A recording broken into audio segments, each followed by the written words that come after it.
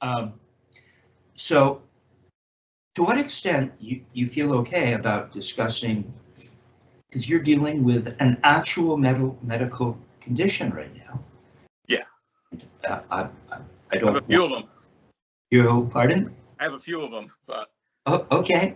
But, Well, yeah, well, I have my own medical concerns also, and but like you said, I'm never going to stop playing. Yeah. And that's the attitude. But you're dealing with a tremor. Yeah, I'm dealing with basically a brain disease. So that's, it's trying to. I know exactly what to do. I know what I want to do, but it just won't happen. So I'm trying to work around. I'm trying to find a workaround. I'm trying to trick it. One thing interesting though, when I play to a click, the click track helps. It has, for some strange reason, my brain gets in line with the click track, and things will flow a little bit better. So I'm like, all right, that's cool. So yeah, I got my old one. Although I love, is that a Dr. Boss or something? No, it's the old Tama rhythm watch. Oh, Tama, that's great. Yeah, it's hard to find those these days. I can imagine. It's so easy to just pick up your phone now. There's metronome online. I've even used it on gigs. Well, that's cool. And sometimes I like to do that as well. I'll have the band, I'll put on a click, or I'll have the band play with a loop. And it changes. And I play with a loop all the time because there's an art to understand. Well, that's part of what this technique does, particularly in the way Dick Wilson would teach it, as opposed to Murray. In that Dick was writing exercises that were particularly modern, and the metronome wouldn't land with the metronome, and the downbeat wouldn't always land with the metronome. Okay. He'd do some interesting things, like the metronome. If you get a chance, it's on my website, but if you get a chance to read Richard Wilson's Modern Drummer article, there are examples of exercises, and there's something, I don't have it right here in front of me, but in other words, he's writing things like a quarter note tied to a 16th note, and you're in 13/8. No. But it's not that big a deal. What you have to do is figure out where, the metronome's going to land on the first beat, and then where will it land? Where's the next? Will it land on a note or in between notes? And you learn to feel that space. And you might be a little fast. No. And you'll get better at it so that you can keep going and slow down and find it, or you'll start again. And once you find this, become connected with the space, you honor that, and you don't abrogate that feeling of timing, and you believe in yourself and in your own sense of time, so that you just keep going. And you could write out where the metronome is going to keep moving around until finally it'll come back to one. But he teaches you to learn to believe in your time by writing things that don't always land on the one. And he'd say most drummers, they don't polarize the one to help the rest of the band know where one is. They're doing it to help themselves know where one is. Right? So he would get you to float. Yeah. It's wonderful for your time. So we all typically are almost always playing with a metronome, although as we go along, you'll see that sometimes to get into a particular exercise, I think it was Henry Adler that talked about sometimes you don't want the metronome in the beginning. You give the student a chance to free up the mind and not have to be relating to what is almost akin to the metronome. Is almost like playing with the band. Absolutely. Only you have to fit into this other context. So I've already watched you. Just if you read the Richard Wilson article, back in the day, he was known as Dick Wilson. I refer to it, but I didn't know him back then. Always Richard, but and so in the article he talks about, I usually know where someone is after they sit down and play a few things, a few notes on the pad, and I know exactly what they are, right? Well, I have a feel for, just based on what I've seen, I know I can really help you. This is good to hear. Well, we're not, I believe, I know it's a medical thing, and I'm not a doctor of medicine, so. Yeah. But I believe, said with confidence, that I can not only get you back to where you were, but I think I can take you to a place greater than where you were, right? I'm going to lift you up, and yeah, because Dick Wilson, one of his students, Richard Martinez, I think, went in and said, wow, when you get this, it kind of makes you one of the best drummers in the world. And Dick said, well, yeah. So with that in mind, yeah. If I can add something, like back to the click thing, when I would play a lot of like pre-recorded tracks, because we had like keyboard. We didn't have a keyboard player, so I had a keyboard track with the click. We would go live, and I was on the click, and the band would just play to me. And if I fell off that thing, train wreck. But I had basically a lot of experience doing that. I was self-taught for the longest time. Then I finally, like, the bell went off in like my mid-40s. I'm like, after seeing one of my friends play, I'm like, get me to your guy just to fix all the bad habits that I didn't. After it helped, and just now I'm back. I'm like, okay, we got to do something here. So. Okay. Well, awesome. Were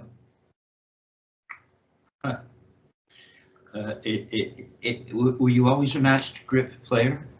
Yeah, I tried to play traditional grip. Didn't really work out well. With the tendonitis in my arm right now, I tried the other thing, like, okay, nope, this isn't going to work. So. Well, maybe not, right? I'm open. Yeah, beautiful. Which is a sign of a great student. I sent you the Louis Belson being taught by Murray Spivack video, and you don't. I've sent it to you so that you can click on it and watch it. I've seen it. I've watched that this weekend. I couldn't do yours, but I've seen it. Beautiful. Okay, yeah. Great. Yeah, it's up on. Doing something also. And what you get from that is as much as you get from Murray and his wisdom. I mean, there's Louis, got to be 80 years old, and there's Murray, 150 years old, and it's pretty amazing. But Louis is just like a kid, so open and available. What a lovely. And I had the pleasure of meeting him, and he was close to Richard Wilson. So when we were together, Richard Wilson and I would visit Louis at a gig. It was really neat to be part of that gang. And it's such an absolute gentleman, Louis Belson. And so you learn about what it means to be a great student. Mm-hmm. And being open. There's Louis, who's like a virtuoso. Yeah. And you're saying, no. He goes, no, I want you to get. And Louis like, okay. Right? He's right there with him. Mm-hmm. Okay, so I guess the best place to start is at the beginning here. Absolutely. Your concern regarding your medical situation was a particular lack of use of your ability to use the pinky and the ring finger, is what I think you wrote me. Yeah, they don't seem to, they're just not as fast, and they're not going to be fast. So, these other three seem to be in good shape, so we'll go with that. Like, my right side is still great. There's no problem there. It's the left side that's the issue. Not by choice. I used to be, I could do like real fast 6-stroke rolls like Vinnie Colaiuta, like almost like with the triplet field. Not anymore. So. Okay. Yeah. Well, then this technique was made for you, because this technique is where he says in the video, the fourth, he goes 1, 2, 3, 4, 5. That's how he labels the fingers. I usually do that. The pinky and the ring finger have essentially nothing to do with it. If you read Richard Wilson's article in Modern Drummer, you'll notice he says, well, you can bring the fourth in. If you That'll happen if you go to play really loud. You can even bring the fifth in. But most of the playing is simply the three-finger grip. Mm-hmm. The fourth and fifth have essentially nothing to do with it. This technique is in the beginning. At the end, Dick Wilson gets into fingers. You can see Louis using his fingers. Mm-hmm. In that example of him speeding up singles, when he gets to the top speed, he's in fingers in traditional. Mm-hmm. And Dick, I have exercises that Dick would write for finger pulls, right? So we don't have animosity towards techniques that incorporate fingers, but the distinction between turning your wrist with a fulcrum Mm-hmm. in the hand and playing with fingers is an important one to understand, right? Or you're just in no man's land. Yeah. You think you're using your fingers, but you're really kind of using your wrist, or you think you're using your wrist, but it's kind of fingers. And Mm-hmm.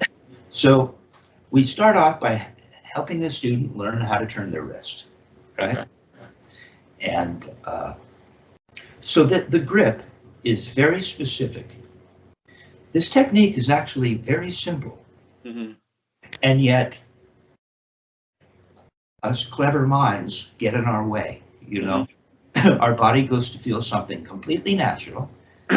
Clever mind goes, yeah, but shouldn't it be? That's not sophisticated. Shouldn't I be doing something? And you get in the way of what would happen if you were out of the way. So this technique has a lot to do with nothing, which seems counterintuitive, but right. So I'm going to be teaching you how to do nothing. That's where this is going. Okay, yeah. There's not much to feel when the machine is working properly. There's not much to feel. Mm-hmm. That's the concept of the lever system of fulcrum. It gives you mechanical advantage. It's perhaps how the Egyptians were able to get those blocks up to the top of the pyramids. Mm-hmm. You know they were leveraging them up somehow. I mean, I've seen pictures and people argue about it, but you had to be leveraging those darn things up. So you get mechanical advantage based on this approach. Now, as I said, it's a three-finger grip. We have what is a grip that looks like this. Okay? And some people Murray would say, I teach through the brain. Dick Wilson would say, well, yeah, but sometimes I don't. And I think Murray talked about not telling the student about everything that they were doing, Mm-hmm. just getting them to feel it. Dick would want you to feel certain things, and it didn't matter whether you knew what you were doing. Okay, so it all depends on the student and so on. Some guys are really visual, some not so much. We'll figure that out as we go along. Mm-hmm. I got Murray on cassette tapes teaching me, going, I need to figure out how your brain works. Oh, God. Hope not. But, so, it looks like this. Now, most guys, an awful lot of technique, and remember, there's no right or wrong way to play. You know, this isn't a religion, but Dick would say there's no right or wrong way to play, but there are more efficient ways to play. And if you can show me a way to play that's more efficient than what I'm showing you, I'd like to know it. So what we have is this three-finger grip. And what a lot of techniques do, most guys consider the first finger and thumb the fulcrum. And that means we're into fingerland, typically, mm-hmm. Right? Because you see how that works. And guys, yeah, play doubles that way, play singles that way. Fingers. See, you're not going to have to worry about whether your fingers are working in the way that someone who used their fingers all the time would. What we do is we recognize that instead of the fulcrum being the first finger and thumb, we move it back. We move the fulcrum to the middle finger. it lays in the hand, particularly, you could say it lays in the middle finger. So you make a little crook the middle finger, right? Like the bottom of a cane. Everyone's got some different metaphor that they like to use. But we're going to make this little holder, right? And it just rests in there. Then we bring in the first finger and thumb aren't the fulcrum. They're considered the guide. They're just guiding the stick over said fulcrum, okay? So that's important to understand. Now, again, the fourth and fifth, pinky and ring, they can just, Dick would allow them to maybe just touch or just be off the stick, right? Mm-hmm. And so we end up with the stick laying in the middle finger with the first finger and thumb guiding. Before I even have you pick up the stick, I'll also mention this. You see, instead of using the fingers by using the fingers, again, it gets into finger pulls up towards the end of the technique. What makes this technique so hip is you get so much of it for free, right? Without doing anything. So that if you notice now, without picking up a stick, if you just take either hand, let's try it in your left. Let's challenge the hand that is perhaps not working as well. Maybe we're not even sure about that yet. And without the stick in your hand, what happens if you just see we're in a natural position? The forearm is, we'll get to this in a minute, but the forearm is parallel to the floor, actual floor. So we're in this position. So you're nice and relaxed right now. So you look like a drummer. So that's a good sign. Just hold your arm up so it's parallel to the floor. Yeah. Now if you just very naturally bend forward, what did you think? Yeah, beautiful. Now just stay there.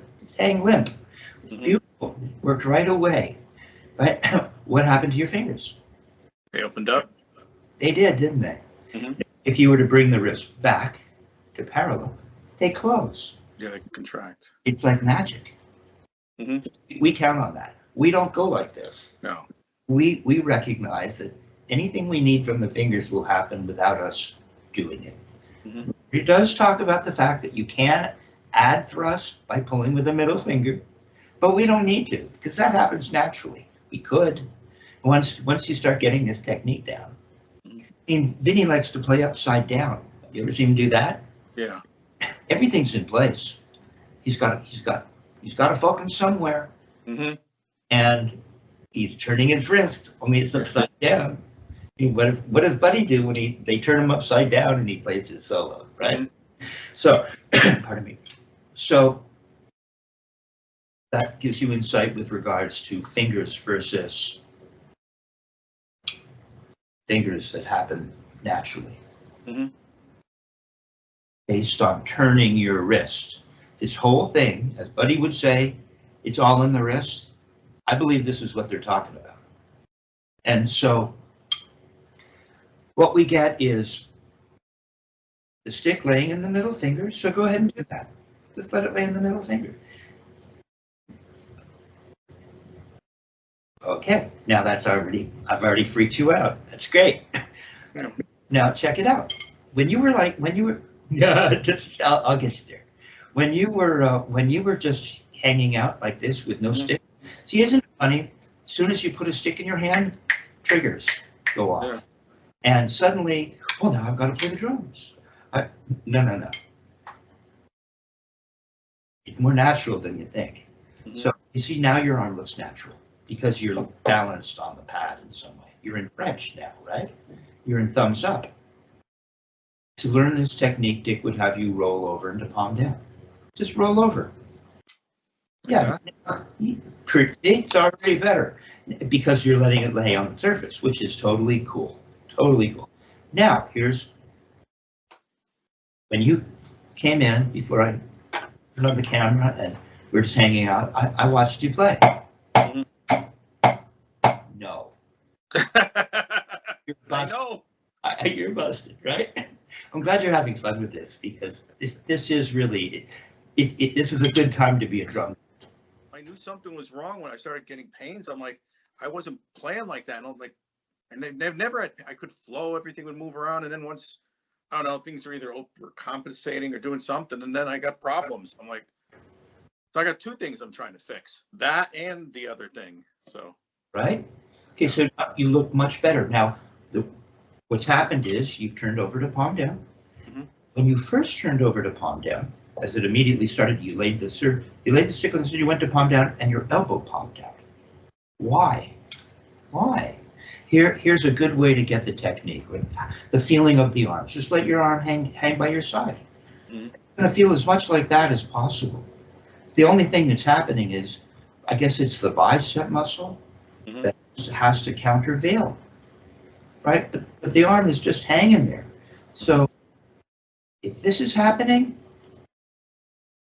something isn't happening, or something's happening that shouldn't be happening. Right. So now that you're in that position, can you just kind of crook your middle finger and let it kind of lay in there? It's sitting there now. Yeah, it kind of is, isn't it? Yeah. Yeah. Well, I got this on the pad. Yeah. See? Yeah. Go ahead. Just go ahead and wave. Just don't play yet.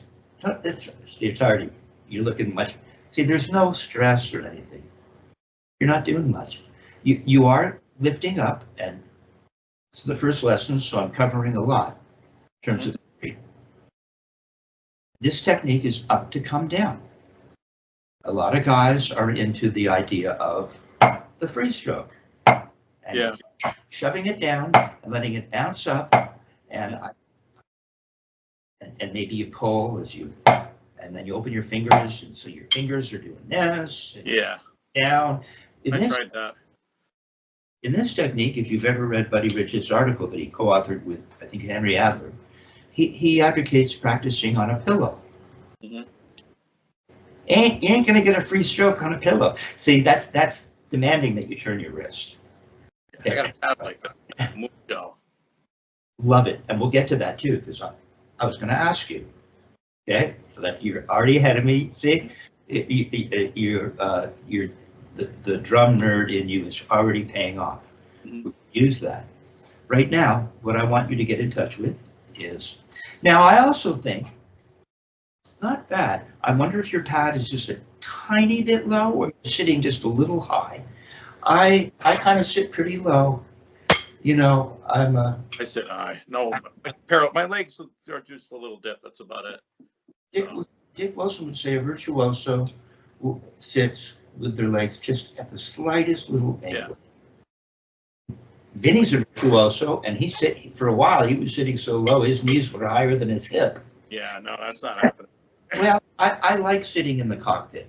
You'd be surrounded by the instrument, the spaceship.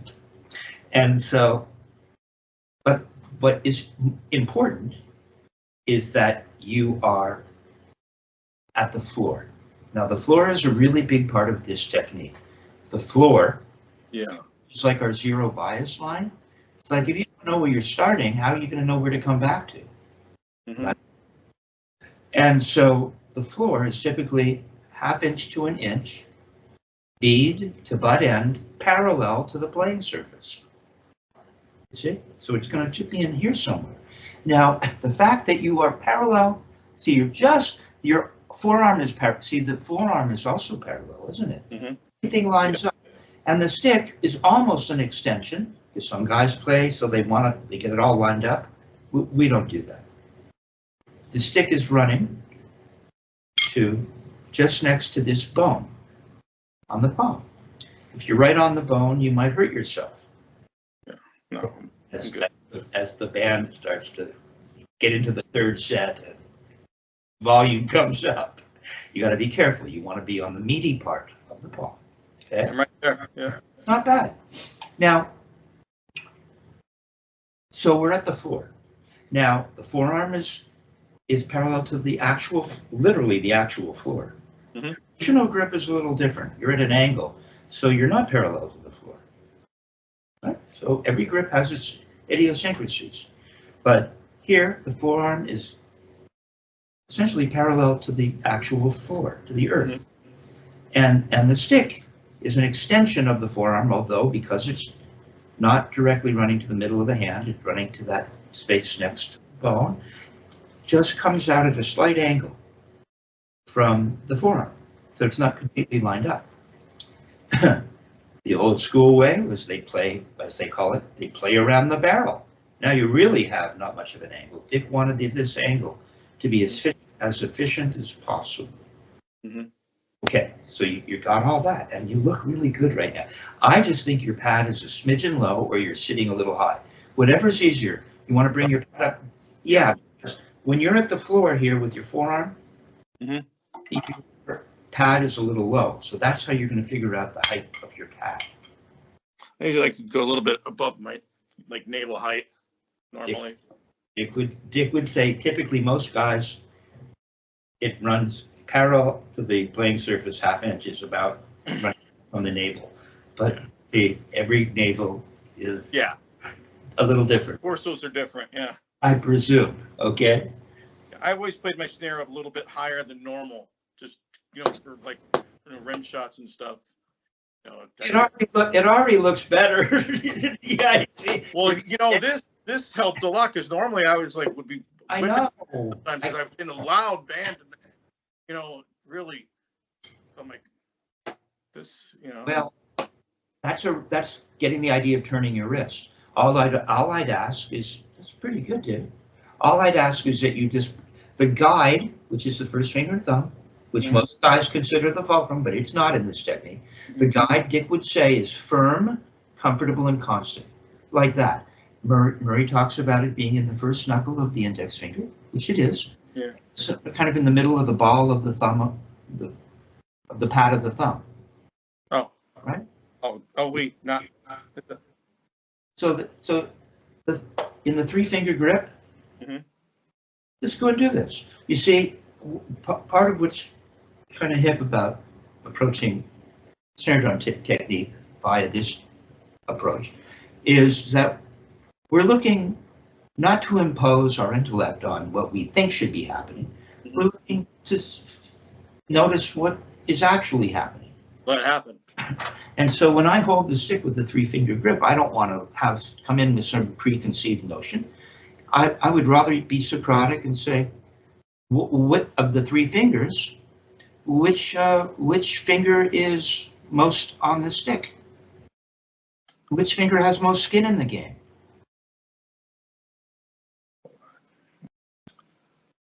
Yeah, making you think. I'm thinking about it. I'm like, well, take your I would say the middle finger has basically seems to be holding it together. And oh, you're saying most skin in the game. Would it be like your index finger where it's sitting there? I believe that you see with this 3-finger grip, it's here in the middle. You got the first, then it's laying in the crack of the first knuckle of the middle finger. First knuckle of the middle? First knuckle of the middle, it lays in the crack. Sorry if I wasn't clear about that. I'm calling this the first knuckle down here. We call the knuckle closest to the tip of the finger. Oh, up this high. Oh, that's different. Yes, that one. Okay, then that's where I was off. Okay. Okay, good. See, we'll get there. Right? And sometimes it would creep up on Buddy. It would start to slide into. Yeah, so mine was. We're not going to make a religion of, but quite frankly, we probably should be really accurate about everything that we're talking about. Absolutely. And then once you get the technique, you can do whatever the heck you want, But so it's sitting in the middle finger. Yeah. And then you bring the thumb and the first finger in. See, for me, look how much of the thumb is on the stick. A lot. See, that is the finger or the thumb, but that is of the 3-finger grip. That thumb has the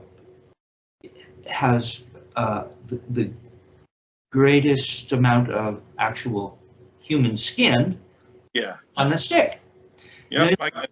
You'll notice if you hold the stick up like this, go ahead and copy me.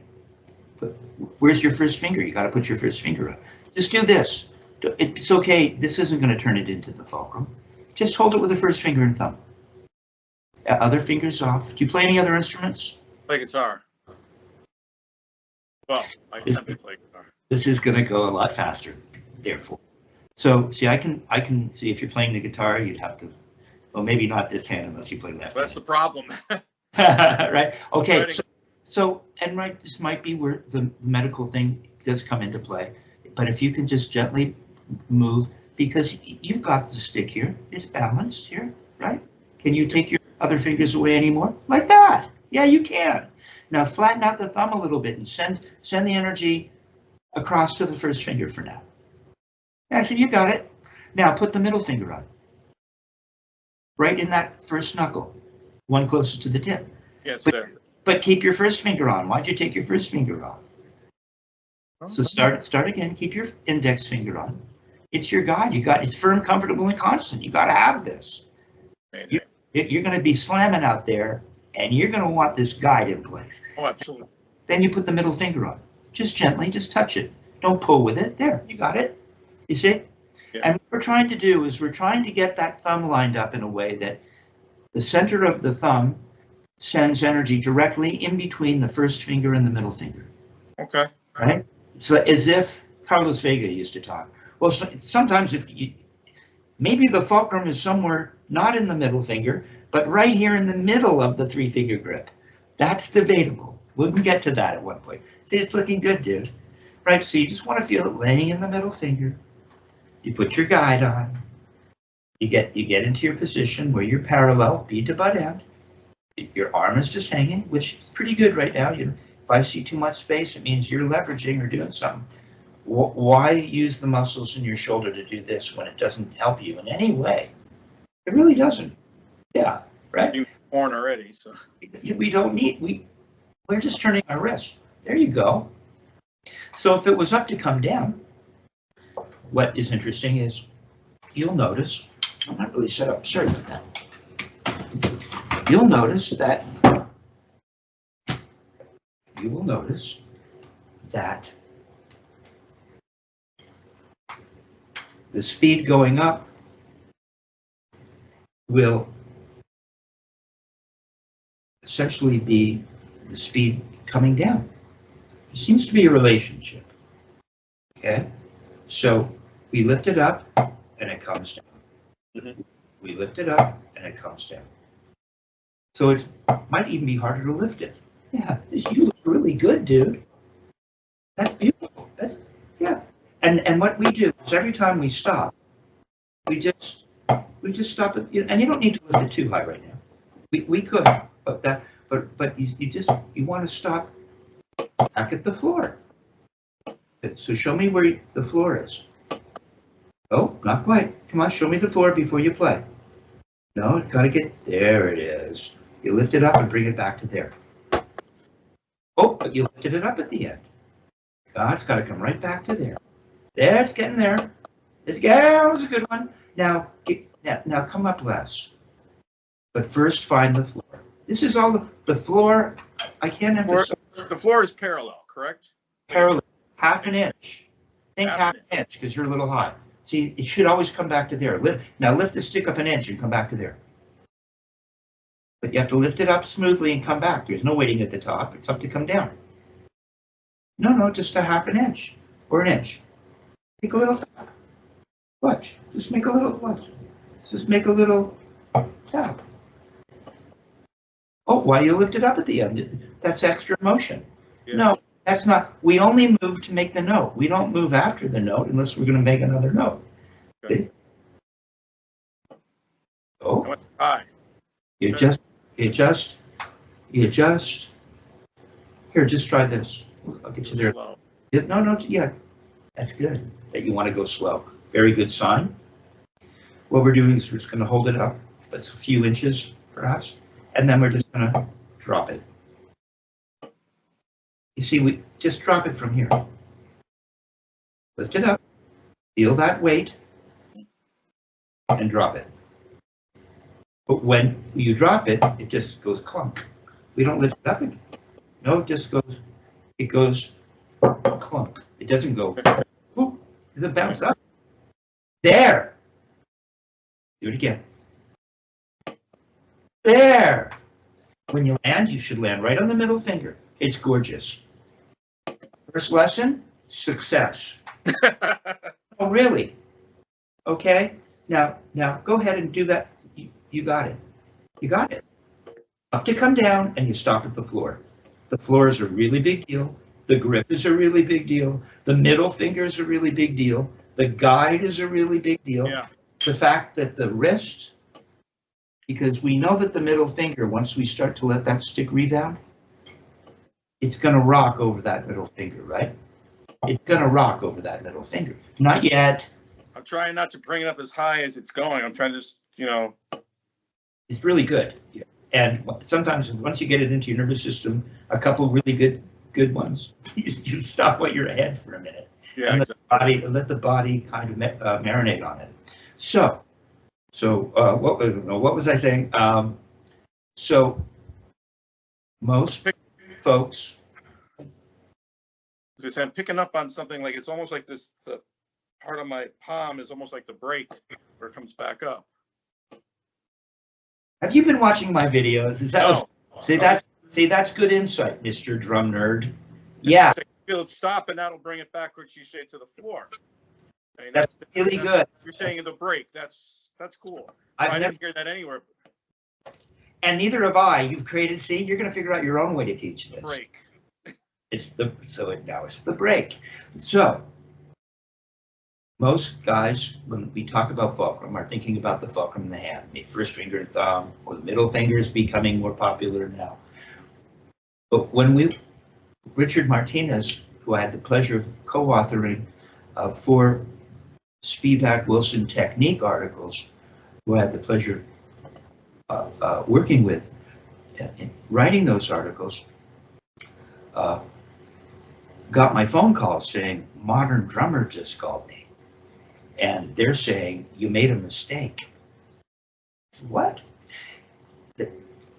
You said the wrist is the fulcrum. You mean the fulcrum in you mean the middle finger or the first finger and thumb. Well, so we'll fix that. I said, oh no, you won't. I explained to them that the wrist is also a fulcrum. Mm-hmm. It's a hinge. Or I use the metaphor, think of a drawbridge. Mm-hmm. Oh. And so Honor Drummer never thought of it that way. So we want to know that the wrist is a fulcrum. Quite frankly, the entire body is made up of fulcrums. Mm. Right? We're just a simple machine. Elbow is a fulcrum. Anticubical fossa. Shoulder is a fulcrum. Right? Okay. So I'm giving you all the knowledge, but how does it feel? How does it? And you felt it now. Six laying in the hand, laying in the middle finger. Right? We're palm down. The arm is relaxed. We've got the fat part of the thumb on. We don't pinch like this, because then you don't have as much skin in the game. Yeah, you want to flatten it out. And you just gently lift it there. Really good. Can you do that on the other hand? Now, I play traditional typically. I get to use these lessons to work on my match. Relax your arm a little. It's just a little. See, so the right hand that you think is so happening was to find out. Yeah. Right? So, because that's what happens. Murray would say, "Are you right-handed or left-handed?" Carl. Right-handed. Murray would say, "Often at times it's the other hand, the less used hand that develops more quickly." Strangely enough, right? It's a little more naive, perhaps. It's more open to suggestion. I don't know what that is. Yeah. So you don't change the pressure of the first finger and thumb. You want to make sure it's in the first knuckle of the first finger too. Come on, get it in the first, not just the tip. There it is. You want to hold on a little there. You can hold on. Come on. Come on. Richard Wilson, school. Richard Wilson would say, Kevin, bend the second knuckle a little more of the first finger. See, and what does that do? He'd say, that brings the tip in a little bit. Try it. No, I just want you to, we're not playing yet. Bend that second knuckle. Bend it. There. Keep it there. Keep it there. Bent, more bent. Now, there. See, the other back fingers aren't needed. Now, flatten out your thumb a little. There. Bent. Come on. Keep the first finger bent like you did. Come on. Hold on to it up there. You've seen Buddy Rich play like that. He's got it here. He's got that thing. Yeah. Okay. Now, flatten it out. Palm down. Palm down. Palm down. Don't be in half. We do a lot of our playing on drum set and half turned over. Go into French. This is remedial right now to learn this technique. Relax your elbow, and it's perfect. You got it. There's your grip. Now, just all you do is up to come down. Feel it land on the middle finger. There it is. It sometimes takes, oh, come on. You got to land the floor. You're a little high, aren't you? See, you're about 2 inches. There's the floor. There's the, yeah, to get it, maybe don't turn so high for a minute. There it is. And there's your break right there on the bottom. That's the key. I just got to make sure I got it. I'm holding it correctly. I'm really want to and it'll get the grip right. And exactly. And it'll always end up landing on that palm area. Now,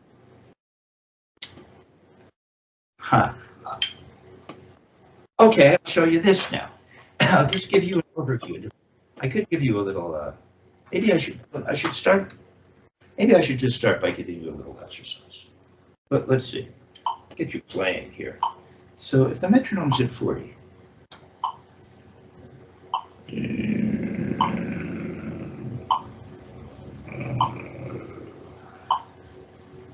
so we go tap, tap, tap. So we're just playing quarter notes to 40. Put your metronome on at 40. It's a simple, see, because we're not going to do anything fancy right now. Well, we will, believe me. It'll take us to another planet, right? But for now, and Murray, see, that's what Murray didn't, Murray just wanted you to feel the technique. Yeah. He thought there was more. He thought you could feel the technique and actually become a modern musician. Okay. Quarter. I'm trying to get loosen up a bit here. Yeah. Well, that's where this comes in. That's where the arms hanging by your side comes. You're gonna let them hang down just for a minute, and you just and you bring them up, and that's really all there is to it. Don't go holding your arms out now. Don't give me this stuff. Just let them hang. Be small. You know, we don't need to. Yeah. None of that. It almost feels like this is up too high, but I get it. So I'm going to be going to play them like that. Yeah, no, because I think you're bent forward. This is another important aspect. And you had this earlier in both hands. So now that we go to play and the metronome goes on, brain starts going woo, and dizziness appears perhaps. So what we want to do is, I told you the forearm. Yeah. Is lined up to the floor, which it is right now. Now the wrist shape, it doesn't look like a Volkswagen Bug. We try to stay away from metaphors as much as possible. Okay. More like the Volkswagen Carmen Ghia. It goes up a little here, just a little. Notice? Like that. Okay? Now you can tell where your pad should be. Your arms are down. Now hold see your left's better than your right. Your right first finger isn't holding enough. It's not ready to play the third set at the heavy metal gig. You got to hold on. It also will impede you when it comes to playing pianissimo. So come on, bend that sec. There it is. Now you got it. Don't be afraid. No, don't. Yep. Flatten out the thumb. Relax your elbow, and you got it. There you are. Relax your elbow. Half-inch parallel beat to butt end. Lift it up a couple inches and play quarter notes. Don't rush. Maintain a certain height. Here's another thing while you play. You play while I gab, as Murray would say. The height of turn will determine the volume in this technique. We want to stay relaxed. If we want more volume, we turn higher and stay as relaxed as possible. And it will be louder than this. This will be louder than this. We're just using gravity. Now don't let go of your right index finger. Your left is better than your right. That wild? I had more time on that one. It's fascinating. Right? Okay, come on, bend this knuckle, the second knuckle of the. Don't be afraid to hold it there. Don't be afraid to hold it there. There it is. Now find the floor in the right, but keep holding it there. Don't let go when you land. Just hold it. And stop it parallel. You just hold it and lift it. The wrist just turns. And you drop it. And there's your break. Okay, you got kind of getting it there. Now we're there. Okay. Now we're gonna go. Let's see. So we're gonna go. We're playing quarters. Now we're gonna play. Can you play quarter note triplets? Yeah. 1 and 2 and 3 and 4 and see, nothing changed. We're just turning a little faster to accommodate the new speed. You know how to count quarter note triplets? 2 and 3. Okay. Now I'm gonna help you with your understanding. I told you you're gonna be a better drummer, hands or no hands. Okay. So it's what we're doing is we're playing 1. We're counting. 1, 2, 3, and 4 are always going to be with the click. Yeah. This is really going to help your time. Now we're starting to float a little bit. It's not a big deal. So 1 and a 2 and a 3 and a 4. Yeah, but we're not playing. What notes do we play on? We're thinking that. Okay. 1 and we play on every other note.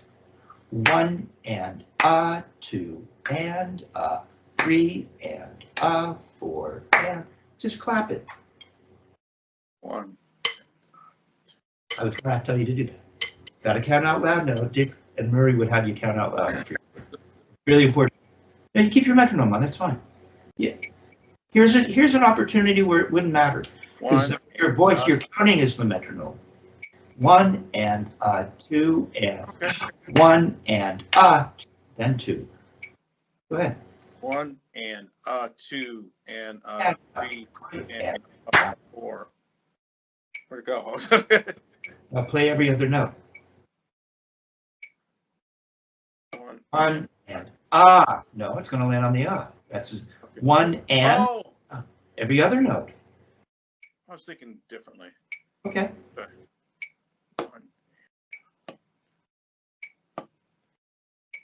Got to keep the counting going. It's your metronome.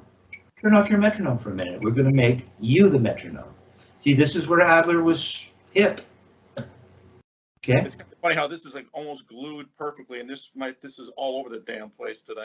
It's been really good a lot of the time. You're doing great, so don't worry about that. What we want to get is now we're getting into concept. So it's 1 and 2, 3.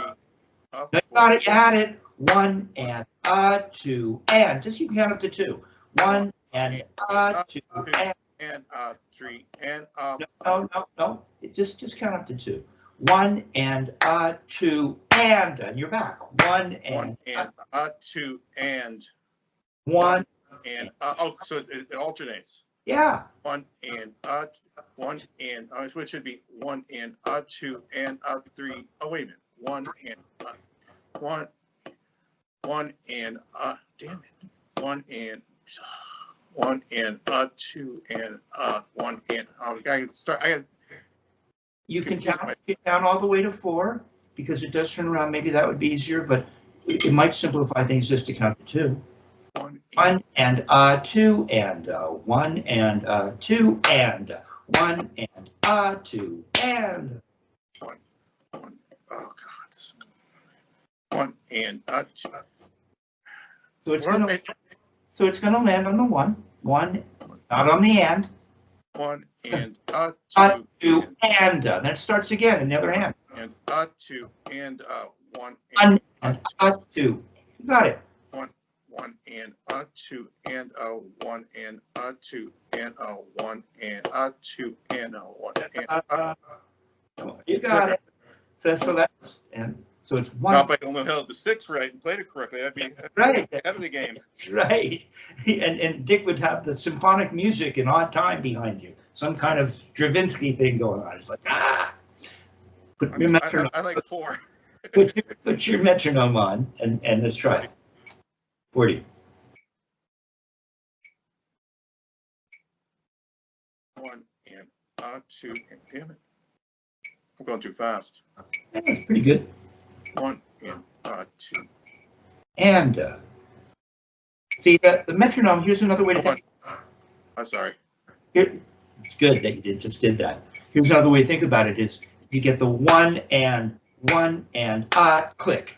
So the click, the hit comes just before the click, and then it comes just after the click, and then when it starts all over again, it comes on the click. So it's on the click, just before the click, and just after the click. It's syncopated in a cool way. It's really a modulation, metric modulation, triplets. Play it, go for it. 1 and 2 and see, after 2, you're not gonna play on 2. No. It's after 2. Try again. 1 and 2 and 1. Got it. I can play like 3 notes. But you're getting it, right? You understand it. I kind of get it. Yeah, you do. Now, 1 and 2 and 1 and 2 and I'm so not used to. I'm used to always landing on the. I know. I'm gonna freak you up, 1 man. and 2 and a 3 and a 4, like that. But this is 1 and 2. Oh, but there's no 2. It's 1 and 2 and 1 and 2. No, there's no 2. I know where we're. You're smart. I get it. I like that. Okay, now we're moving on. So we have that. I'm still trying to hold the sticks. What are you talking about? Well, you see, music is a very hard instrument. Yeah. Right. So we just want to feel that stick laying in the middle finger. 1 and 2 and 1 and I can try to maintain the same height of turn. The music, my exercise has no accents in it, so it's all the same. 1 and 2 and 1 and 2. Now we're going to go 1 and 2 and 1, and now we're playing eighth notes. So eighth notes should be pretty easy for you now. See? That's the heaviness of this is as we get into this modern stuff over the bar line, everything else becomes ridiculously easy. Yes, you're getting there. I'm trying to make sure that his hand's doing what it's supposed to be doing and not what it wants to do. If I'm so used to just let go and move things around. And see, there's nothing to do. No, it's keeping it there. It just hold the stick the way Murray told us and turn your wrists. It's that simple. See? It stops. And stop at the floor, and it just stops. That's cool. I know. There's not much up to come down. Very simple. So play eighth notes. Metronome on.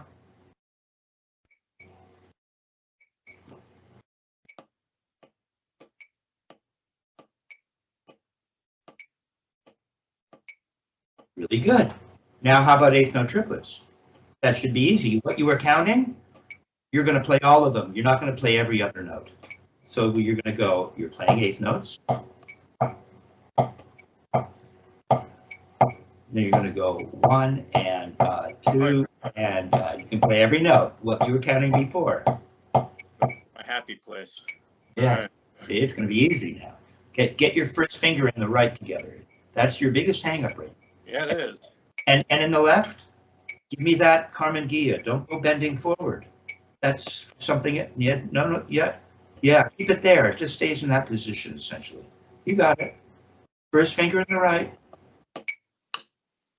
and you just lift it up and come down and don't do a darn thing. You got it. Two.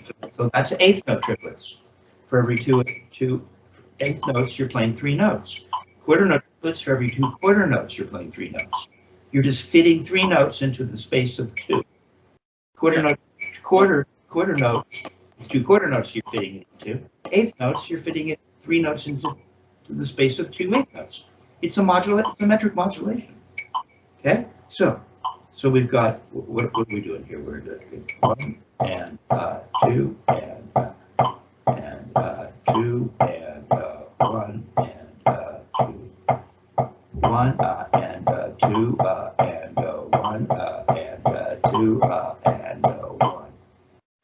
playing 16th notes. Again, it's going to be really easy. First finger, thumb, Carmen Gia in the left. First finger, come on, get that stick in the crack of the first knuckle and bend the second knuckle in the right. Crack of the first knuckle, that, more like that. And don't bend forward in your left. Keep it flat, keep it flat.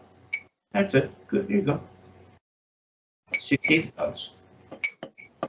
Duke would count them as 1 and 2 and not 1 E. 1 and 2 and 3. Rush, rush, find the time.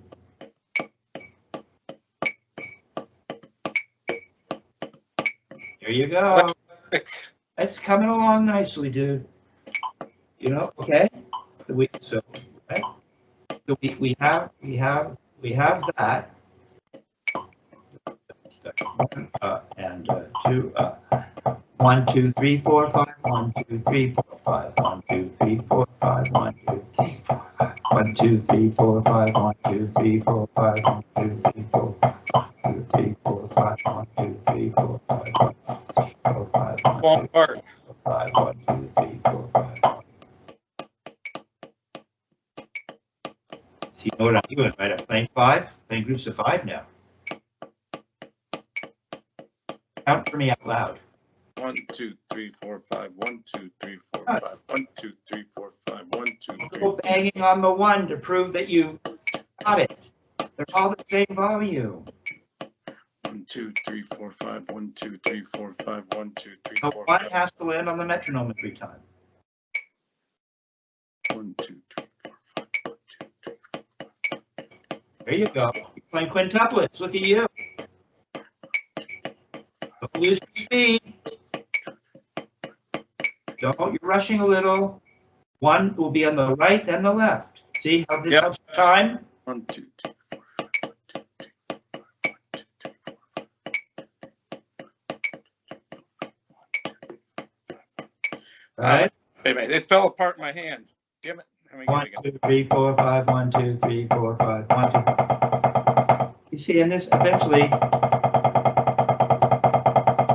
This is we're just turning our wrist. So as this thing speeds up, 1, 2, 3, 4, 5, 6, 1, 2, 3, 4, 5, 6, 1, 2, 3, 4, 5, 6, 1, 2, 3, 4, 1, 2, 3, 4, 5, 6, 1, 2, 3, 4, 1, 2, 3, 4, 5, 6, 1, 2, 3, 4, 5, 1, 2, 3, 4, 5, 6, 1, 2, 3, 4, 1, 2, 1, 2, 3, 4, 1, 2, 3, 4, 1, 2, 3, 4, 1, 2, 1, 2, 3, 1, 2, 3, 4, 5, 1, 2, 3, 4, 5. See how easy that is? Yeah, no, I see that, and once I get it in my head, it's like naturally just go right where I'm supposed to go. I see what you're saying. It's just this. It's nothing. Okay, so we're going to go up to 5, and we'll use the metronome from 40, and we'll pop it up to challenge you. We'll take it up to, I don't know. Can you play 5 at 48? 1, 2, 3, 4, 5. 1, 2, 3, 4, 5. 1, 2, 3, 4, 5. Sure. Try that. Just relax. Carnegie in the left.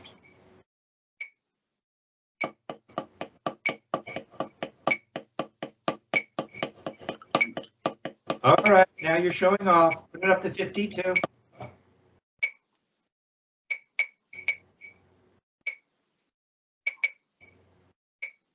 Wait, is that right? Hang on, sorry. I don't know what happened there. I pressed something wrong. So okay, what's going on here? Uh-oh. Beethoven was not a fan of the metronome when it was invented.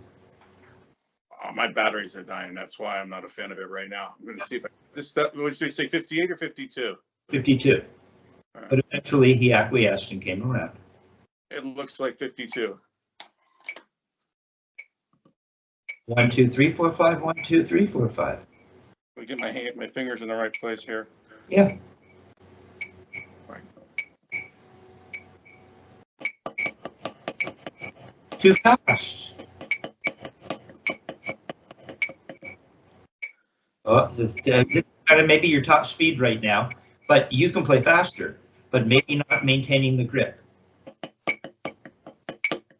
Count out loud, center of the chamber, or sound It's source. amazing how this one is doing better than this guy. Fascinating, isn't it? I know. 3, 4, 5. Gotta count out loud. Okay. 1, 2, 3, 4, 5. 1, 2, 3, 4, 5. 1, 2, 3, 4, 5. 1, 2, 3, 4, 5. 1, 2, 3. Okay, that's pretty good. Okay, so go ahead and play it at 60.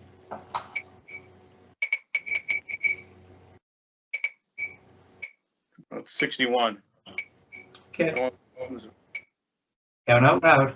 We're gonna count out loud. I'm gonna get my fingers. Arm and key on the left. Don't be bent forward. Flat. There you go. Go for it.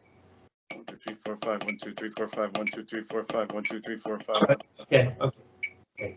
So you're. I don't want to get winded. If I just go over the one, I asthmatic. And by the way, very good. You were counting it. Be careful not. How you count it will be how you play it. So if you go 1, 2, 3, 4, 5, which you just a little bit of it, but not too much. 1, 2, 3, 4, 5. 1, 2, 3. No, don't do that. It's 1, 2, 3, 4, 5. 1, 2, 3. That's an infinitely partitioned line. So speak in the way that you know you want to play, right? Don't create an accent with your voice. Yeah. There isn't an accent in what you're playing. Okay, now I'm going to give you something else. Very good. I'm delighted. You see, I don't think your medical situation is going to get in the way.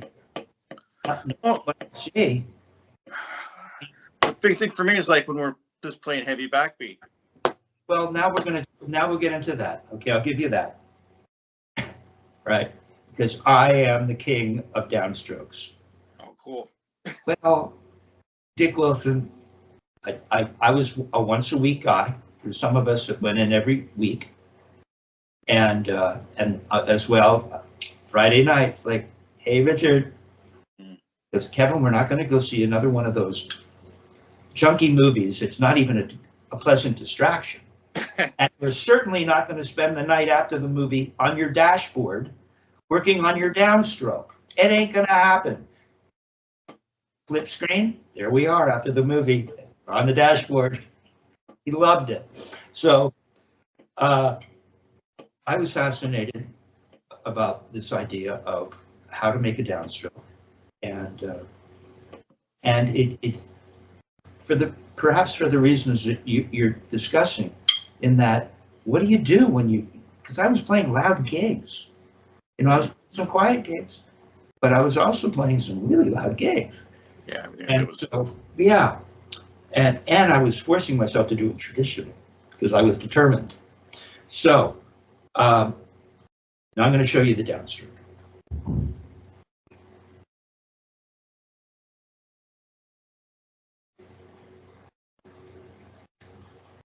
Let me see, where do I want to begin?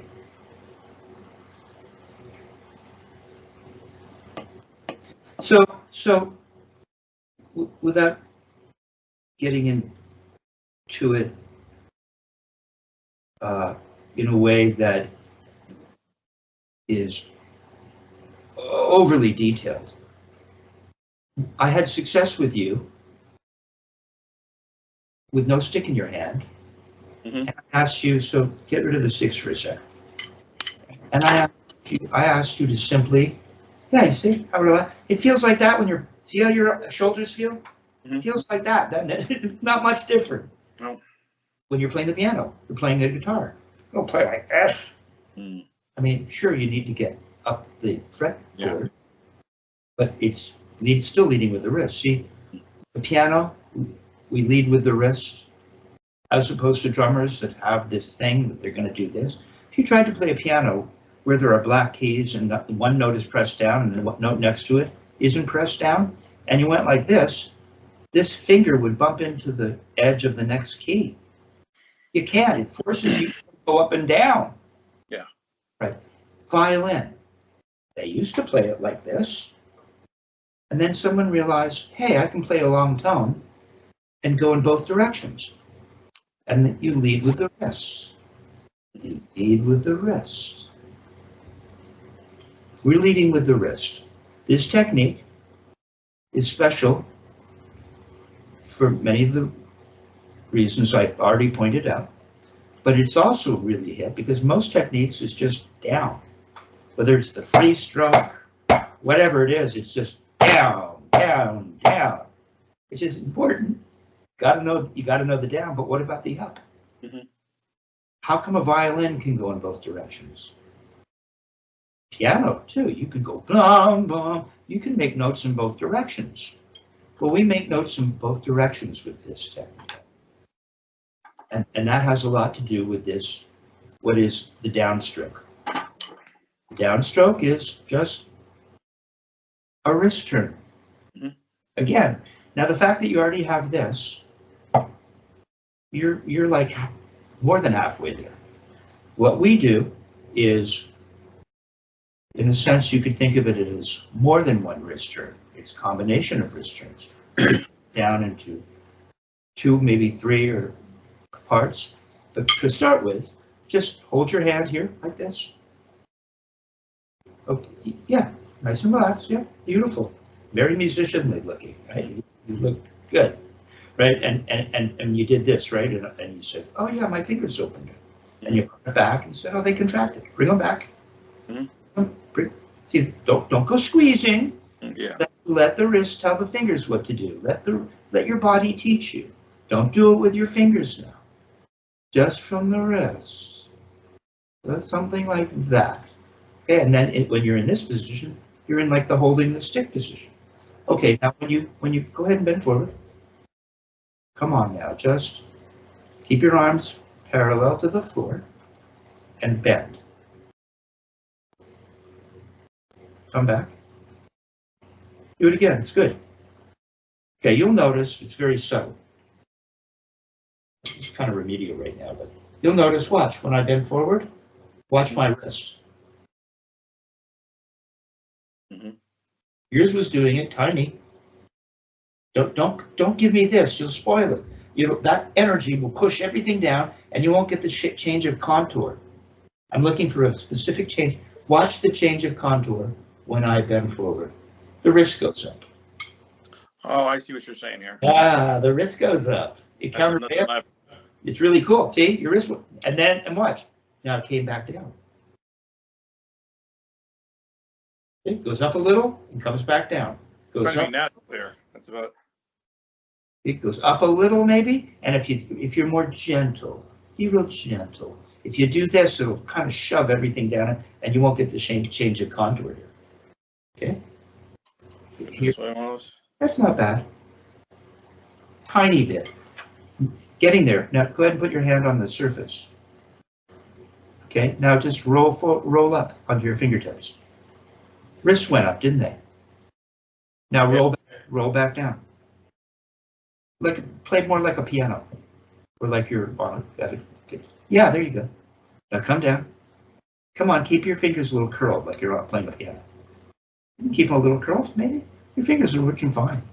Now just roll up onto your fingertips.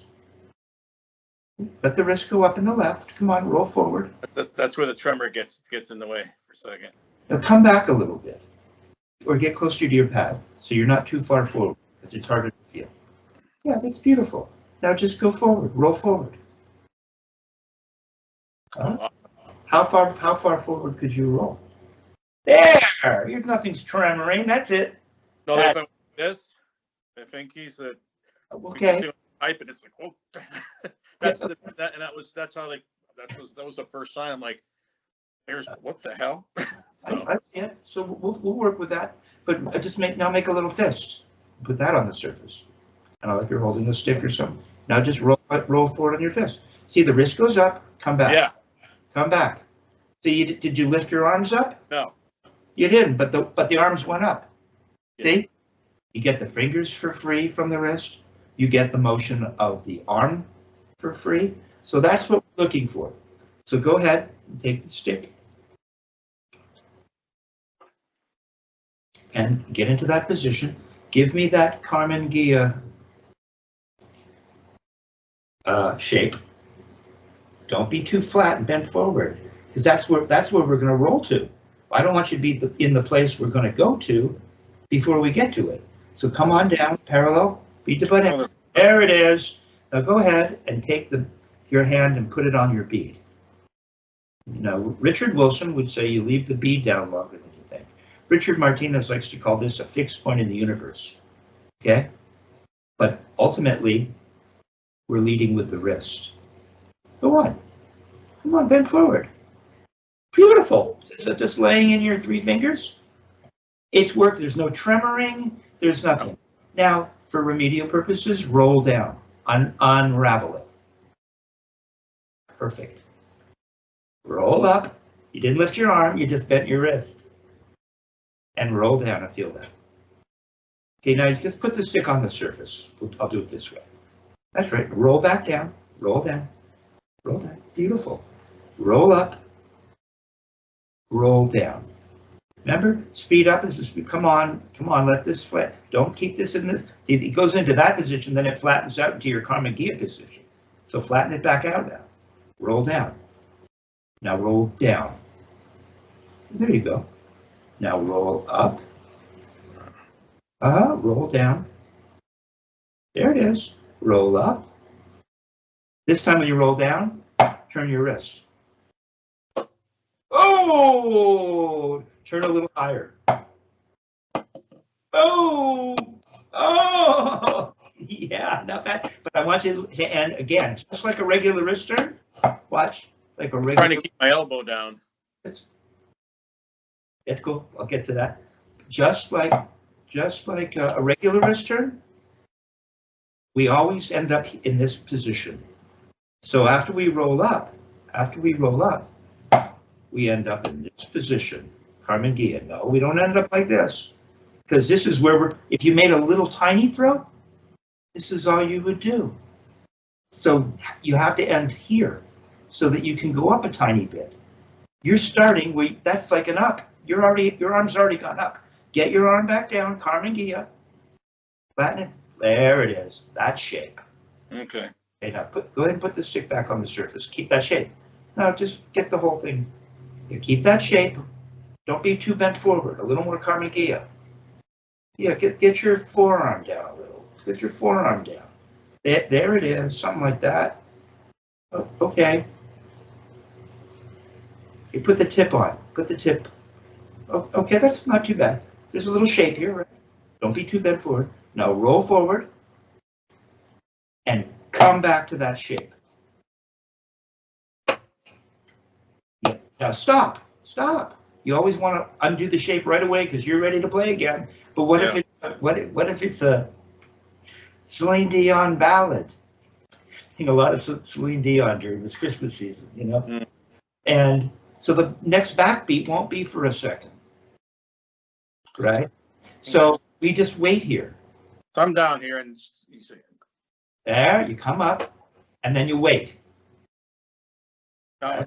That's it. Go on. Are we still doing the inch off the head thing, or is this something totally different? No, it's fine. I did that remedially. Now, can you go up and keep the bead right there? Yeah. In the next one? Go up a little more. Come on, more. Come on. Keep bending. Bend. Keep it there. Keep the bead there. There it is. Now stop. Really good. I probably shouldn't even tell you. See? Your elbow has come out ever so slightly. You don't even know it. Yeah. It's not where it was now. Now just unravel it and watch how the Karma Gia shape reforms and the elbow comes back ever so. Come on, ½ inch parallel. Good. Now roll up. Elbow. Don't move the elbow on purpose. Now I showed you. And then when you make your blow, the elbow will come. Elbow came back in. So it's more of this kind of emotion. It is. But what am I whipping, or I'm trying to or am I controlling with my hand? Well, slow. Well, watch. It's first of all, the best way to think of it is it's just a wrist turn. Mm-hmm. All we're doing. Just a wrist turn. Simple. So that means that this part is a wrist turn. So show me this wrist turn. So you turned your wrist. You didn't give me the molar thing. Yeah. That's not a wrist turn. That's excessive energy unnecessarily. Oh, I got stories about that. But. Okay, well, we'll talk. But we're going to be real efficient, you see, because here's what the molar does. Even the modified molar, even the tiny, the butt end has changed position. Yeah. That's not efficient. We want the stick to go straight up and down, straight up and down. So when we go up leading with the wrist, stick goes straight up. Right? Elbow comes out to accommodate it ever so slightly. And then when we come down, it unravels. So we have this wrist turn, this wrist turn. You got to get, come on, start at the floor. You got to get down, down. We always have to down, down. Yeah, get down there. Yeah. I think I just need to lower this thing in general, but that might be good. Maybe, but even if mine was up here, I get down. I'm going to go from here to here. You see? So there's your wrist. Give me the first wrist turn. Fixed point of the universe. Beautiful. Now the second wrist turn would be this, wouldn't it? And look at your forearm, and your forearm came down. No. Starting to come down on its own. You didn't do it. Mm-hmm. And then you finish your blow just before and you wait there, down, down, down, and stop bending. That's where you're gonna go when you do it again. So you stay there. And when you're ready to make your next strike, isn't that Vinny refers to it as the 1-inch death punch. It's very efficient, right? You, Bruce Lee. So I'm up. Wrist turn, another wrist turn. Let the forearm come down. As you turn to the ceiling, the forearm will countervail. The body will countervail. No, not bad, but watch. Watch. As I turn up, my forearm starts to come down. Yeah. Just do that part of it. So roll up, wrist turn, and let the forearm countervail. Come on, turn up. The arms, and then finish your turn with your wrist. See how you're nice and low? That's the throw. So I start here. That goes up. And No, forearm should have come down more. Okay. As you turn up, the forearm will come down at the same speed, won't it? I think. Turn up. Let the forearm come. Do it slow motion. There it is, and finish it. Oh, finish it smooth. There it is. So that's a motion I'd probably want to practice. You think? Yes. That's. Now here's what that motion does. You see, that motion. Murray says it in the video. And I want to get ahead of myself because we've been at this for a while. That's the squeeze and release. Wow. You didn't even know it. See, I didn't have to tell you your elbow came out. I didn't even mention. You're a little more closed here. You're a little more open when you do that. You don't even need to know it. Then when you turn this way, see, you're more closed. So Murray says you're loose going up and you're tight coming down. Careful with the word tight. Yeah. You're just more closed. Or you could call it a squeeze, but you're not squeezing. It happens from the wrist. So what? After looking, I'm not expending all the energy. It's like just normally I kept everything low and close. None of this nonsense, but this is even better in a sense. Up, bring down. Boom! See how snappy that is? Yeah. How snappy that is. Yeah, that's good stuff. Snap! Okay? And that'll make it easy. Look at you, man. Guys are going to be saying, geez, we should turn a snare drum down. Right? That's very powerful. Okay? So I think what I'm going to do at this point is, but you see, what that gives you is it gives you a feeling of loose going up and or more open going up and more closed going down, right? So open, close. Right would be open. If I'm talking about the right, open, close, open, close, open, close. I'm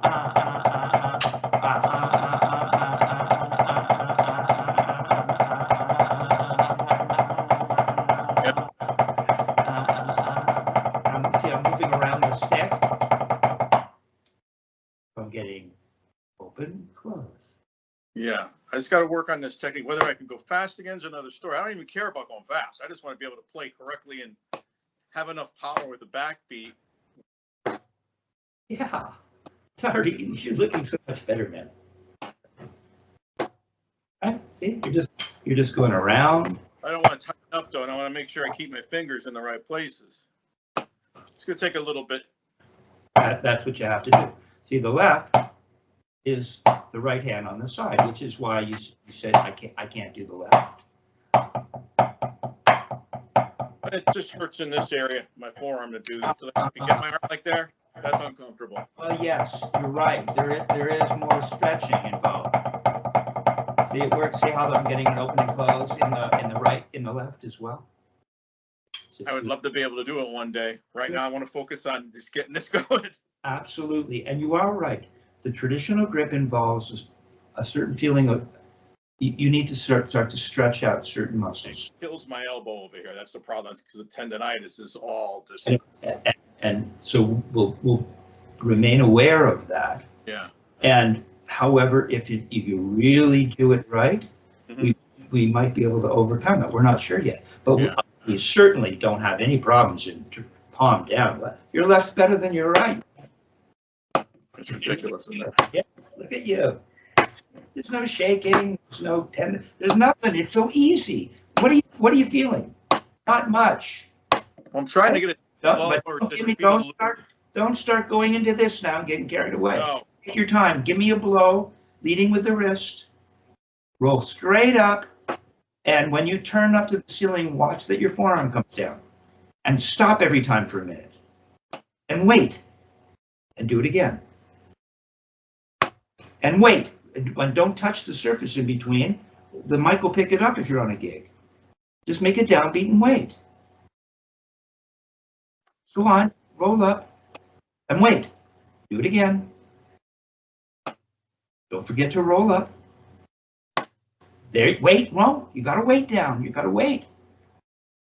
The feeling, the sound that I get when I hear a drummer pull up after a down stroke, you hear boing, boing, and we want blat, blat. I'm not bearing it into it, more or less. You know, you choke the hell out of it, I would imagine. You're not bearing it in at all. So. But you wait there. And when you're ready to do it, you get the butt end down, get parallel. Get parallel. I gotta get loose here because it feels like my shoulder's getting tight. Okay, well you don't use it. It's just hang in there. All you're doing is this. Go on. Roll up a little more. No. Just roll up. Not bad, man. First lesson. See? Also, as a drum nerd. Very, very relaxed. I'm not able to count, but I can. True. It's true. I can vouch for Carl. It's true. Drum Nerd City. 20 cases of drums in the garage, drums here. It's just crazy. I'm going to turn off the camera. 1 minute. Good job.